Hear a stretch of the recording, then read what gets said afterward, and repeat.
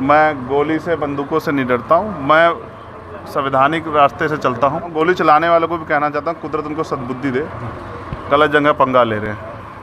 मैं झगड़ा नहीं चाहता, यही तो मारना है ना, वो बता दे मैं चला जाऊंगा मरने, मगर मेरे लोगों के साथ तो खेल ना खेलें। गोली की भाषा से एक चंद्रशेखर मरेगा तो क्या हो जाएगा, हजारों चंद्रशेखर पैदा हो जाएंगे। गोली चलती है और वो गोली मेरे कान के पास से निकलती है।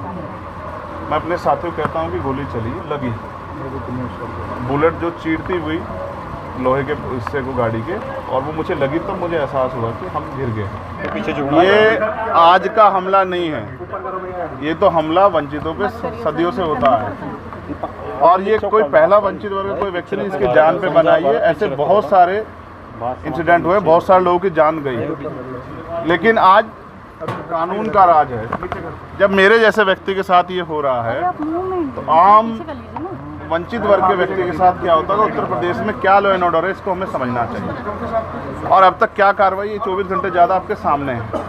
मैं तो मौत और ज़िंदगी के बीच लड़ रहा था, लेकिन अपराधी अभी भी खुलेआम घूम रहे हैं। ये बिना सत्ता के संरक्षण के नहीं हो सकता है। क्या इंटेलिजेंस है पुलिस की, क्या उनके पास इंफॉर्मेशन है, सूत्र उनके बहुत बड़े बड़े हो जाते हैं। अब तक क्यों आरोपी गिरफ्तार नहीं हुए? गाड़ी भी बरामद इसलिए हुई क्योंकि गांव वालों ने बता दिया कि मीरकपुर में कोई गाड़ी खड़ी करके गया है। अब तक लोग नहीं मिले। ये वंचितों का बेटा है, अगर मर भी जाएगा तो क्या फ़र्क पड़ेगा, लोग भूल जाएंगे। ये किसी रानी का बेटा नहीं है तो अगर उसको कुछ होगा, किसी कमिश्नर साहब से जुड़ा हुआ मामला नहीं है कि 4-5 घंटे में कुत्ता बरामद हो जाएगा। मैं ये मानता हूँ सरकार की घोर लापरवाही है, और मुख्यमंत्री का बिल्कुल ना बोलना और बड़े बड़े दावे करना और इस घटना पर ना बोलना स्पष्ट करता है कि मुख्यमंत्री सत्ता को संरक्षण दे रहे हैं, अपराधियों को संरक्षण दे रहे हैं, और उनके संरक्षण में अपराधी पल रहे हैं। और ये कानून व्यवस्था के लिए, लोगों के कानून के प्रति विश्वास के लिए बड़ा खतरनाक है। देखिए, मैं दिल्ली से लौटा हूँ, मेरे एक साथी की डेथ हुई, मैं थोड़ा सा परेशान था। फिर उस डेथ की सूचना के बाद मुझे आना था देवबंद में, हमारे एक साथी की माता जी की डेथ हो गई थी, उनके रस्म पगड़ी का कार्यक्रम था। उनके घर से जैसे मैं निकला,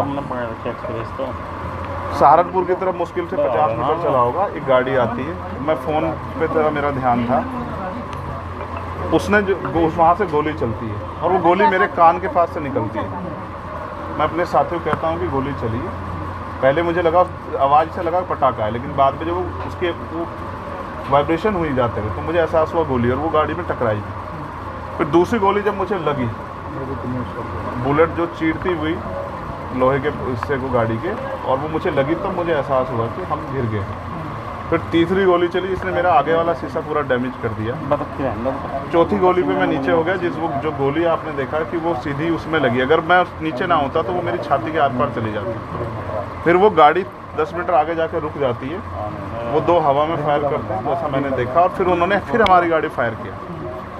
वो गाड़ी के वो फायर जो है गाड़ी के नंबर प्लेट पे लगी। मेरा ये मानना है उनको ऐसा लगा होगा कि हमने जो काम करने आए थे वो कर दिया, अब ये मर गया शायद, जैसा पहले कई घटना में हो। फिर वो शायद सरेंडर करने के मूड में थे, लेकिन जैसे ही मनीष ने गाड़ी को मेरे कहे से यू टर्न लिया, उनको समझ आया कि ये जिंदा है, तब वो वहाँ से भागे। हमने पुलिस को बताया कि ये गाड़ी का नंबर है, फिर उन्होंने उसको इंक्वायरी किया। पुलिस के अच्छे अधिकारी यहाँ हैं, उम्मीद है वो अच्छा काम भी करेंगे। लेकिन ये स्पष्ट हुआ कि अपराधियों में कोई डर भय नहीं। कितने लोग थे? 3 लोग। 2 लोग असले से हमला कर रहे थे, एक व्यक्ति गाड़ी चला रहा। चंद्रशेखर जी, कोई थ्रेट कॉल आया हो आपको इससे पहले, कोई धमकी? पिछले कई सालों से आ रही है। मैं लगातार पुलिस को इंटीमेट भी करता रहता हूँ। मैंने डीजीपी को भी लिखा, गृह मंत्री को भी लिखा, मुख्यमंत्री को भी लिखा, यहाँ के पहले एसएसपी डीएम थे उनको भी लिखा। लेकिन डीएम साहब जो पिछले थे, अखिलेश सिंह जी, उन्होंने साफ मना कर दिया कि चीफ मिनिस्टर नहीं चाहते चंद्रशेखर को सुरक्षा दी जाए। मेरे आज भी याद है ये बात, क्योंकि मैंने एलआईयू के अधिकारी द्वारा पूछा कि भाई मैंने आपको बताया थ्रेट भी है, फिर क्यों नहीं हो रहा है? तो उन्होंने कहा भाई ये सरकार का मामला, सरकार चाहे तो दे सकती। तो मैं चाहता हूँ मुख्यमंत्री इंतजार कर रहे हैं कब चंद्रशेखर मरे, उनका काम आसान हो। लेकिन उनको ये नहीं पता कि गरीबों की, कमज़ोरों की, शोषितों की बात करने वाला चंद्रशेखर इतनी आसानी से उनकी रास्ते में से नहीं हटेगा। मुझे ऐसा लगता है कल की घटना के बाद, इतने बड़े उसके बाद भी अगर मैं सुरक्षित हूँ तो हमारे संतों, गुरुओं, महापुरुषों का आशीर्वाद, हमारी करोड़ों बहनों माताओं का आशीर्वाद, बुजुर्गों का मेरे पास है।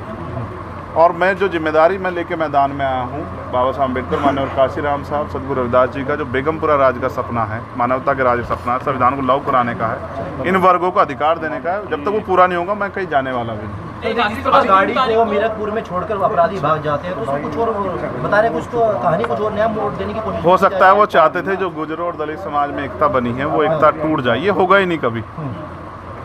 ठीक है, ये नहीं लीडरशिप ने ये निर्णय लिया है कि जब 24 घंटे में गिरफ्तारी नहीं हुई तो हमें अपने लोगों को भी जवाब देना है, तो इसलिए शायद उन्होंने 3 तारीख का समय रखा है। मैं उसका हिस्सा बनूंगा। अमेठी के अंदर एक फेसबुक वायरल हुई है पोस्ट जिसमें आपको मारने की वो की गई है, क्षेत्रीय कहीं है उसके अलावा? ठीक है, देखिए लोकतंत्र है, उनके अधिकार है, मारे या छोड़े। मैंने कहा ना, मैं पहला थोड़ा ही हूँ जो मारा जा रहा हूँ या जिसको मारने का प्रयास किया। मुझसे पहले बहुत मरे हैं, लेकिन उनको कोई जान नहीं रहा था।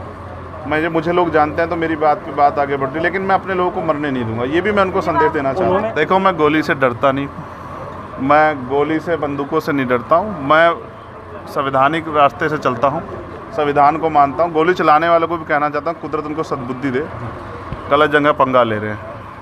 मैं झगड़ा नहीं चाहता, मैं अपने लोगों को भी कह रहा हूँ कल से शांति बना रखो और संविधान के रास्ते चलो। वो हमें डिस्टर्ब करना चाहते हैं कि जो हम राजनीतिक ताकत हमारी बन रही हो कमज़ोर हो जाए, हम दूसरी दिशा चले जाएं। लेकिन ये भी एक अटूट सत्य है कि हम संविधान के जरिए जवाब देना जानते हैं, और किसी को गलतफहमी हो तो वो गलतफहमी सुधारने का समय वो क्यों वो कर रहे थे, वो पाला खींच लें। मुझे ही तो मारना है ना, वो बता दे मैं चला जाऊंगा मरने, मगर मेरे लोगों के साथ तो खेलना खेले ना। मैं तैयार हूँ, अगर मेरे मरने से हमारा आंदोलन आगे बढ़ता, हमारे लोग खड़े होते, मुझे कोई दिक्कत नहीं है। लेकिन उनको ये समझना चाहिए कि ये आज लोकतंत्र है। गोली की भाषा से एक चंद्रशेखर मरेगा तो क्या हो जाएगा, हज़ारों चंद्रशेखर पैदा हो जाएंगे। ये समाज, बहुजन समाज तो उपजाऊ समाज है। एक मरेगा 1000 पैदा हो, कितने चंद्रशेखर मारोगे? और मारो गोलियों में, सत्ता का संरक्षण आपको है, मुख्यमंत्री आपका अपना है, खूब चंद्रशेखर को मारो, हर जिले से चंद्रशेखर पैदा हों। पहली घटना लेकिन बाबा साहब अम्बेडकर और माननीय काशीराम साहब को सपना पूरा करे बगैर संविधान को लागू करवाए हम लोग जाएंगे नहीं कहीं। चंद्रशेखर भाई, पहली घटना आपके साथ मुजफ्फरनगर में हुई, दूसरी अब देवबंद में हुई। क्या लगता है कि आसपास का क्षेत्र उससे पहले बुलंदशहर? अगर पहली घटना पे ठोस कार्रवाई हो जाती तो अपराधियों के हौसले कमज़ोर होते हैं। लेकिन मैंने कहा ना कि एक रानी का नहीं, एक प्राइमरी स्कूल के हेडमास्टर का बेटा है, एक गरीब माँ का बेटा है, तो मर जाए क्या फ़र्क पड़ा, किसी को क्या फ़र्क पड़ता है? उनका रास्ते कांटा आसान से निकल रहा है, तो इसलिए उनको लगा कोई वो नहीं। लेकिन जनता समझ रही है।